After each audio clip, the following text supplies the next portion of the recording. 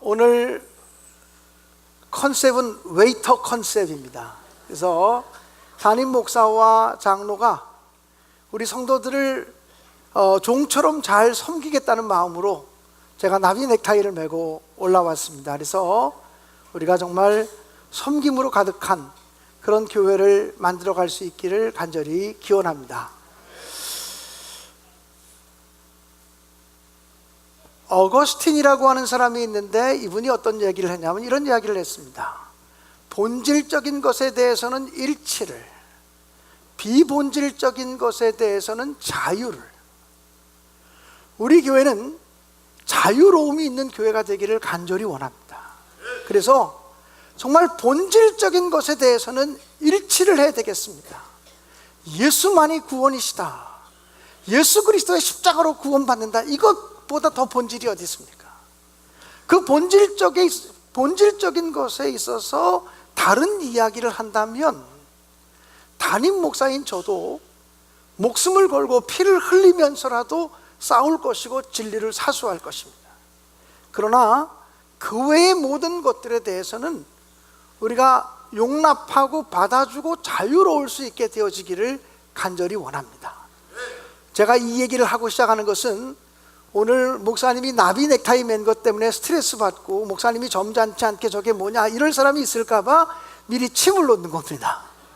우리가 본질적인 것에 대해서는 일치를 해야 되지만 비본질적인 것에 대해서는 자유할 수 있어야 다른 사람에 대한 포용력을 가질 수 있고 또 나와 다른 사람을 모두가 용납할 수 있는 마음을 갖게 되리라고 분명히 믿습니다. 지금 우리가 새 예배당을 짓고 있습니다. 조금 전에 광고 시간에도 말씀을 드렸지만 지금 현장 소장이나 인테리어 소장님의 말씀을 지난 주간에 들어보니까 건축이 지연될 요인이 거의 없다라고 이야기하십니다. 건축이 처음에 계획한 것보다 지연될 요인이 아직까지 발생하지 않았다라고 얘기합니다. 여러분의 기도와 또 협력과 사랑 때문에 이렇게 잘 진행되고 있는 줄 믿고 감사를 드립니다. 그래서 계획대로라면 8월 말까지 웬만한 공사들이 다 마쳐지게 될 것이고 9월 한 달 동안은 마무리하는 작업과 준공검사를 맡기 위해서 애쓰는 작업들을 하게 되어질 거라고 생각이 되어집니다. 그래서 이제 우리 정든 이 예배당에서의 예배를 드리면서 하나님께 영광 돌리는 시대가 얼마 남지 않았습니다. 아무리 정들었어도 우리는 이 예배당을 내어주고 새 예배당으로 가서 새로운 시대를 시작해야 되는 시점에 놓여 있습니다. 새로운 곳으로 가면 아무래도 여기보다는 접근성이 많아서 더 많은 사람들이 오리라고 하는, 우리 교회를 찾아오리라고 하는 기대를 가지고 있습니다. 그런데 우리 교회를 찾아온 사람들이, 우리 교인들, 기존 교인들이 텃세가 심해가지고 이 교회에 오니까 도저히 견딜 수가 없다 그러면 어떤 사람도 우리와 한 가족이 되어질 수 없을 것입니다. 좋은 교회는 텃세 부리지 않는 교회입니다. 여러분, 제가 담임 목사로서 이 교회에 온 지가 5년 됐습니다. 근데 제 마음속에 여러분이 그런 마음이 없겠지만 저는 담임 목사라도 텃세를 내가 뒤늦게 왔더니 텃세를 받는구나 이런 생각을 한 적이 있습니다. 담임 목사인 나도 텃세를 받는구나 이런 생각을 했다면 우리 교인들 가운데 처음 온 사람들이 얼마나 저와 비슷한 생각을 할 수 있었겠는가라고 생각이 되어집니다. 이게 뭐냐면, 텃세라는 게 뭐냐면 이건 우리 교회 방식이야 하고 다른 사람을 용납하지 못하면 텃세가 되는 것입니다. 자기와 친한 사람, 가까운 사람들과 얘기하고 인사만 나누면 텃세가 되는 것입니다. 누가 좀 더 새로운 얘기를 하면 그건 우리 교회는 그렇게 안 해요, 우리 교회는 이렇게 하는 방식이 있습니다라고 자기 방식만 고집하게 되면 그게 바로 텃세인 것입니다. 그래서 텃세 없는 교회를 만들기 위해서 이렇게 다양한 컨셉으로 예배하면서 우리가 변화의 시대를 준비하고 있는 것이다, 저는 그렇게 분명히 생각하고 있습니다. 이렇게 변화를 가질 수 있도록 허락해 주시고 함께 협력해 주시는 우리 교회 원로 장로님들께 너무 감사하고 또 우리 교회 시무장로님, 저를 도와서 함께 일하시는 시무장로님들께 너무너무 감사합니다. 변화가 가능하지 않으면 성장할 수 없습니다. 변화가 가능하지 않으면 다른 사람을 포용할 수가 없습니다. 사랑하는 여러분, 우리 교회가 정말 새로운 시대를 열어가면서 기대하시고 사모하면서 믿음으로 도전할 수 있게 되어지기를 주님의 이름으로 간절히 축복합니다. 목회하면서 늘 제가 겪는 어려움은 뭐냐면, 고난당하는 교인들, 어려움 당하는 교인들을 내가 잘 도울 수 없다라고 하는 고충입니다. 우리가 인생을 살다 보면 좋은 일만 있지 않습니다. 행복한 일만 펼쳐지지 않습니다. 어쩌면 행복한 일들보다는 불행한 일들이 더 많이 우리에게 찾아오고 고난의 환경이 우리에게 더 많이 찾아오는 것이 아닌가라는 생각을 갖습니다. 시편 90편은 모세의 기도라고 일컬어지는 시편입니다. 시편 90편에 보면 모세는 이렇게 기도합니다. 우리의 날이 70이요 강건하면 80이라도 그 인생의 자랑은 수고와 슬픔뿐이니, 이렇게 말합니다. 인생을 70을 살고 80을 살아도 그 인생을 정리해 보면 수고했던 것과 슬퍼했던 시간이 인생의 전부라고 이야기합니다. 어쩌면 우리 인생 속에서 수고했던 시간을 다 빼버리고 슬퍼했던 시간들, 눈물 지었던 시간들, 통곡하며 탄식했던 시간들, 이것을 다 빼버리면 우리 인생에 남는 것이 없다라고 말합니다. 근데 시편 90편의 시인은 뭐라고 말하냐면, 그런데 그것도 신속히 지나가니 날아가나이다 라고 말합니다.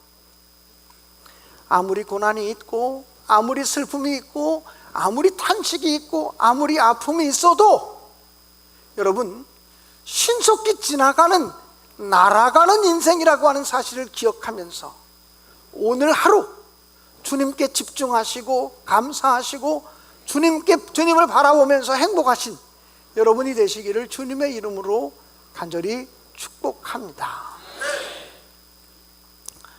요즘 5월 말쯤에 5월 20일경에 교회 오빠라고 하는 영화가 개봉이 되었습니다. 제가 보고 싶어서 상영관을 수없이 찾았지만 도저히 몇 군데 상영하는 데가 없어서 저는 영화를 보지는 못했습니다. 그렇지만 이 교회 오빠라고 하는 영화는 2017년도, 지금부터 2년 전, 만으로 2년은 되지 않았습니다. 2017년 12월 달에 KBS 다큐멘터리로 KBS 공영방송에서 방영되었던 내용입니다. 당시 37살 먹은 이관희라고 하는 집사님 이야기입니다. 그리고 그 부인 오은주 집사의 이야기입니다. 오은주 집사와 이관희 집사가 결혼해서 3년 만에 딸을 낳았습니다. 그리고 부인 오은주 집사가 병원에서 산후조리원 2주 과정을 마치고 퇴원하는 날, 그 바로 며칠 전부터 남편이 너무 배가 찢어질 듯이 아파서 병원에 가서 검진을 받았더니 대장암 4기라는 판정을 받습니다. 이 오은주 집사의 입장에서는 산후조리원에서 나오는 날 남편으로부터 내가 대장암 4기가 되었어 라고 하는 그런 얘기를 듣게 됩니다. 믿지 않았다고 합니다. 아니 무슨 암, 37살인데 암은 무슨 암, 잘못된 진단이겠지 라고 생각했다는 것입니다. 그때부터 자기 남편 이관희 집사의 투병이 시작됩니다. 8차, 9차에 거친 항암 치료가 시작됩니다. 그런데 그러는 사이에 이관희 집사의 어머니, 그러니까 오은주 집사의 입장에서는 시어머니죠. 시어머니가 자기 아들이 그렇게 암이 걸려서 고통당하는 것을 바라보면서 우울증에 빠져가지고 그 시어머니가 스스로 목숨을 끊는 자살을 하게 됩니다. 그래서 이관희 집사가 병원에 있으면서 자기 부인에게 어머니 연락이 안 되니, 아무리 연락해도 어머니가 전화를 안 받으니 당신이 한번 먼저 가보라고. 그래서 오은주 집사가 시어머니 집을 방문합니다. 방문했더니 시어머니가 이미 벌써 옷장 근처에서 목을 메고 죽은 상태였습니다. 너무나 놀랬고 너무나 충격이었습니다. 남편에게 연락해서 남편이 불이 나게 왔습니다. 병원에서 온 거죠. 와서는 제일 먼저 한 얘기가 자기 부인을 끌어안으면서 미안하다고, 널 먼저 보내서 미안하다고, 내가 먼저 와서 이 충격적인 걸 봐야 되는데 너를 먼저 보내서 미안하다 이야기합니다. 그리고는 함께 어머니가 누워 계신 방에 들어가서 손을 잡고 기도합니다. 그러면서 이 이관희 집사, 37살 먹은 이관희 집사가 하나님이 제 믿음을 시험하시는 것 같은데 저는 어떤 경우라도 하나님을 버리지 않겠습니다. 어떤 경우라도 하나님을 버리지 않겠습니다 라고 고백하면서 하나님 우리 어머니의 영혼을 받아달라고 기도합니다. 그리고 나서 항암 치료가 이제 다 끝나는 시점인데 부인이 너무 몸이 아파서 병원에 갔더니 혈액암 4기입니다. 혈액암 4기라고 하는 것은 그 백혈병 4기라고 하는 말이에요. 보호자 환자가 바뀌었습니다. 보호자였던 아내가 이제는 병원에서 수술받고 환자가 되고 항암 치료받고 이제 간신히 항암 치료가 끝났던 남편이 보호자가 됩니다. 근데 그때로부터 이 부인과 남편 사이에 정말 속 깊은 얘기가 온전하게 이루어졌다고, 서로 똑같은 처지에 놓이게 되니까 상대방의 아픔, 상대방의 눈물, 상대방의 탄식이 다 그대로 이해되었다고 그렇게 이야기합니다. 그러면서 투병기를 겪어가요. 근데 마침 그 시기에 KBS PD요, KBS 다큐멘터리를 촬영하던 이호선 PD라고 하는 사람이 자기 누나가 암병에 걸려서 결혼도 하지 않은 누나였기 때문에 자기가 자기 누나를 늘 병원에 모시고 가서 돌봐주고 치료하고 보호자 역할을 합니다. 늘 바깥으로 다니면서 다큐멘터리를 찍는 PD인데 자기 누나 때문에 병원에만 있으니까 자기 일을 못합니다. 그래서 그때 어떤 생각을 하냐면, 이럴 때 차라리 내가 병원에 암으로 투병하는 사람을 다큐멘터리를 좀 하나 찍었으면 좋겠다.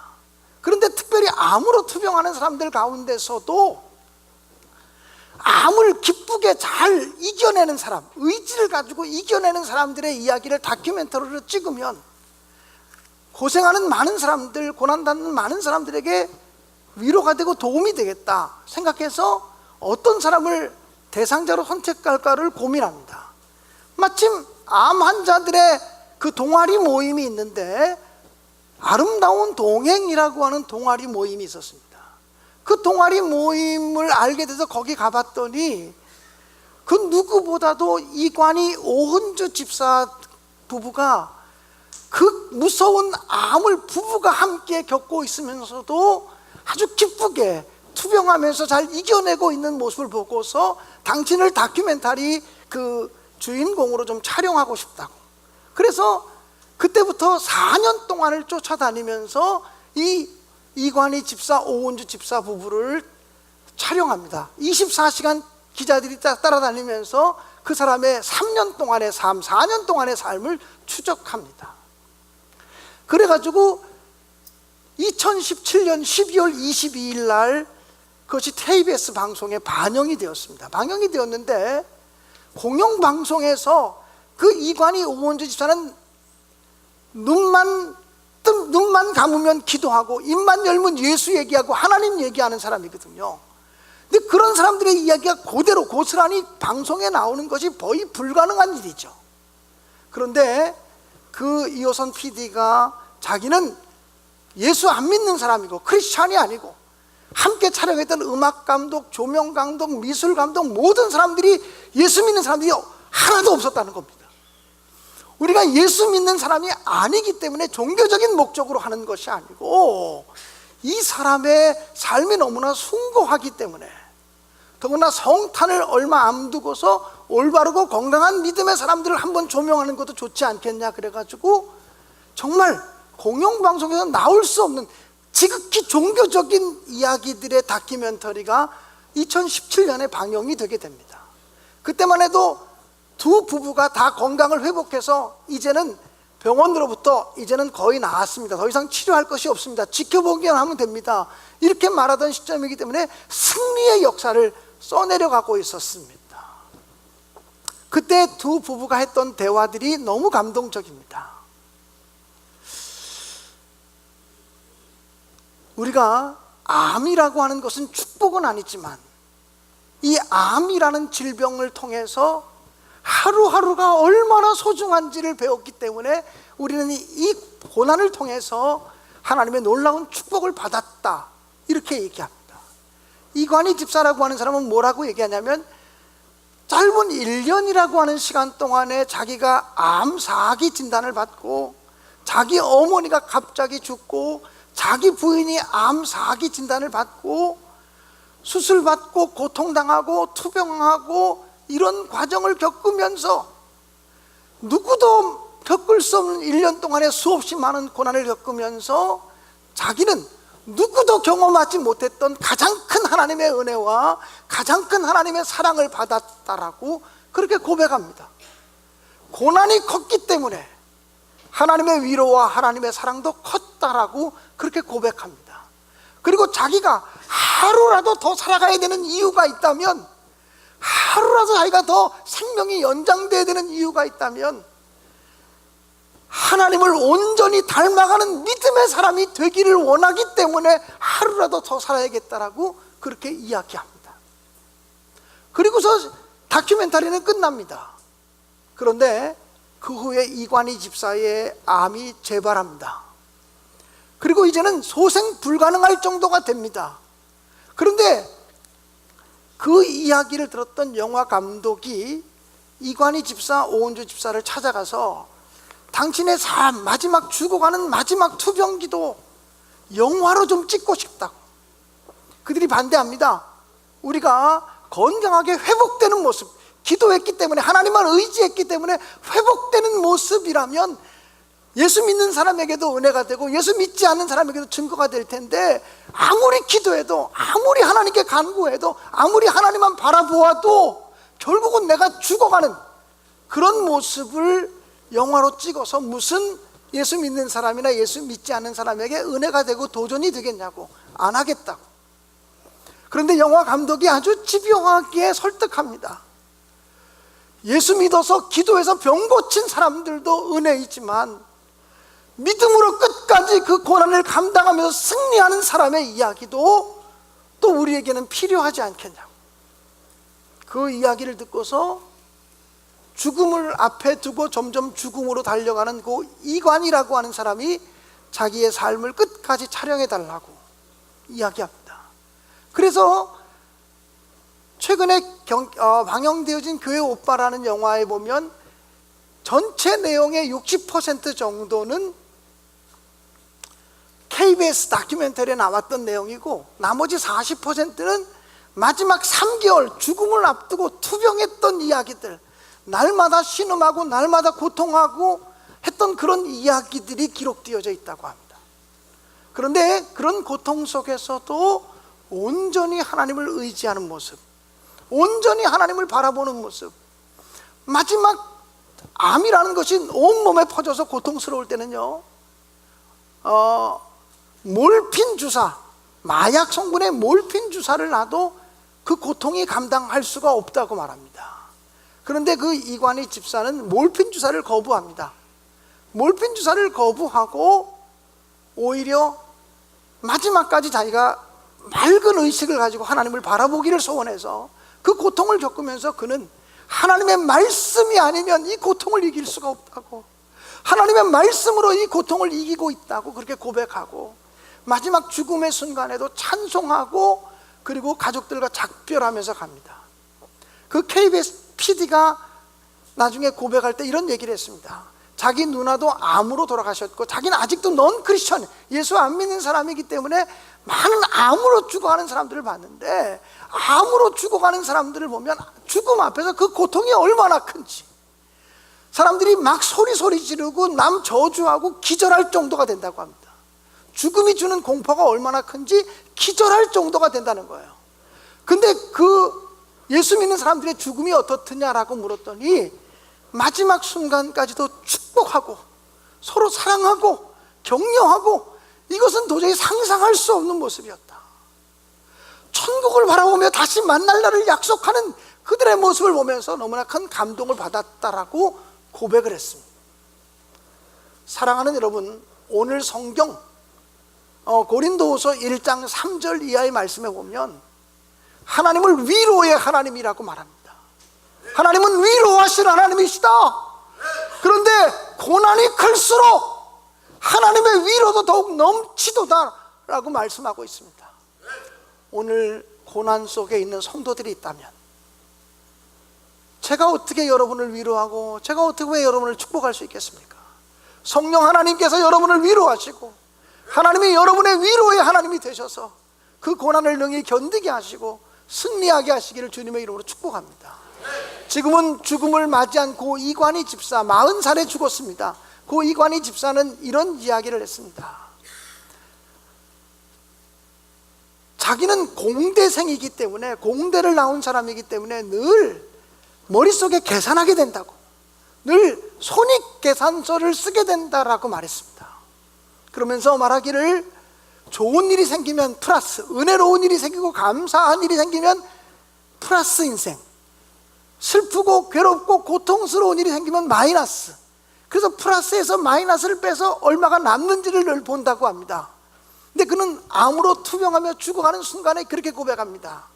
자기의 인생은 언제나 플러스라고, 하나님이 내게 베푸신 은혜가 훨씬 많다고, 지금 당하는 고난보다 더 크다고, 그가 얼마만큼 회복됐을 때 사람들이 막 그에게 그 SNS에서 공격하듯이, 예수 믿지 않는 사람들이 만약에 당신에게 더 큰 고난이 있어서 그 고난 속에 죽어간다면 그때도 그렇게 얘기할 수 있겠냐고 그렇게 비난하는 그 글들을 올립니다. 그 글을 보고서 이관희 집사가 이렇게 말합니다. 아무리 큰 고난이 있다고 할지라도, 심지어는 죽음이라고 하는 고난이 내게 다가온다고 할지라도 내 삶 속에는 하나님의 은혜가 언제나 더 크고 넘친다고, 하나님의 축복에서 내 고난을 빼면 언제나 플러스라고. 왜냐하면 십자가 예수님의 사랑, 내 죄를 용서하기 위해서 자기 몸을 내어주신 십자가 예수님의 사랑은 그 무엇과도 비교할 수 없는 엄청난, 상상할 수 없는 은혜이기 때문에 내 인생의 모든 고난을 다 뺀다고 할지라도 내 인생은 언제나 하나님의 플러스 사랑만 남아있다고 그렇게 고백을 합니다. 사랑하는 여러분, 고난 속에 있는 사람들에게 하나님의 위로가, 하나님의 사랑이, 하나님의 축복이 넘치길 간절히 바랍니다. 저는 예수 믿어 기도 응답받았다라고 하는 축복이지만 고난을 끝까지 믿음으로 당해내며 인내하며 승리하는 사람의 모습, 성공하는, 예수님 때문에 성공한 사람들의 이야기만 증거가 되는 것이 아니라 예수님을 그렇게 바라보고 그렇게 의지했음에도 불구하고 내 뜻대로 내 생각대로 인생이 풀려지지 않았음에도 불구하고 여전히 하나님을 의지하고 여전히 하나님을 바라보고 내 인생을 그저 인생 70, 80으로 보지 아니하고 영원한 천국까지 바라보면서 인생을 계산하는 우리 모든 믿음의 사람들이 될 수 있기를 주님의 이름으로 간절히 축원합니다.